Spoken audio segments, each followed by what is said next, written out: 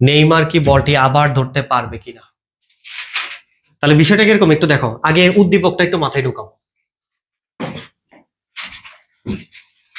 উদ্দীপকটা মাথায় ঢুকাও যে বলটাকে নিক্ষেপ করছো কত ব্যাগে, V naught theta not V naught ব্যাগে নিক্ষেপ করছো। নিক্ষেপ করে নেইমার কি করছে, এদিকে দৌড় দিছে। বলটা যাচ্ছে এভাবে, সে দৌড় দিছে এভাবে। আচ্ছা, তাহলে বলটা এই বিন্দু থেকে কোন এক সময় গিয়ে বি বিন্দুতে পড়বে। যেই বিন্দুতে পড়বে, যখন পড়বে, নেইমার যদি তখন ওখানে থাকে ধরতে পারবে। মানে মনে করো পা দিয়ে বলটাকে আমরা এভাবে মারলাম, এভাবে মারলাম, তারপর দৌড় দিলাম এভাবে। তাহলে বলটা পড়ার মুহূর্তে যদি আমি ওখানে থাকি তাহলে বলটা ধরা যাবে। তাহলে আমরা প্রথমে কি বের করব, কত দূরে গিয়ে বল পড়ছে, আর পরিমাণ দূরে গিয়ে বল পড়ছে। তাহলে বের করো আর আনুভূমিক পাল্লা,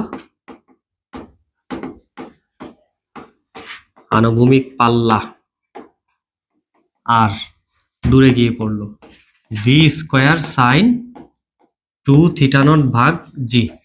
মানটা বসাই দাও, ভি কত 10 কোণ 60, তাহলে 10 স্কোয়ার সাইন 2 ইন্টু 60 ভাগ 9.8, মারো 8.84।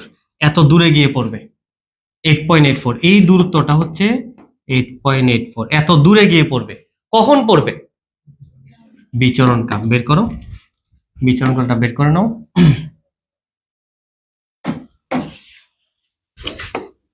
আবার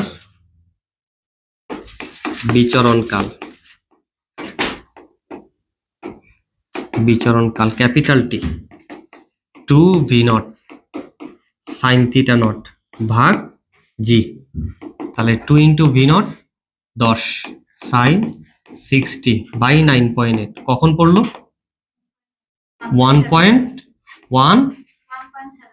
1.77। এত সময় বলটা ওখানে ভূমিতে আঘাত করবে। মনে করো বলটা পা দিয়ে কিক করছে, বলটা গিয়ে ভূমিতে পড়বে 1.77।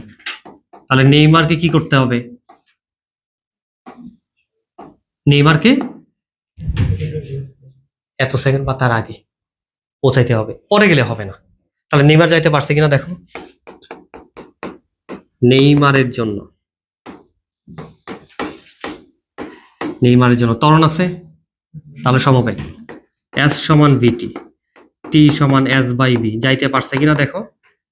বলের আণবিক পাল্লা হচ্ছে 8.84, তাহলে 8.84, সে 5 বেগে দৌড়াচ্ছে, নেইমার 5 বেগে দৌড়াচ্ছে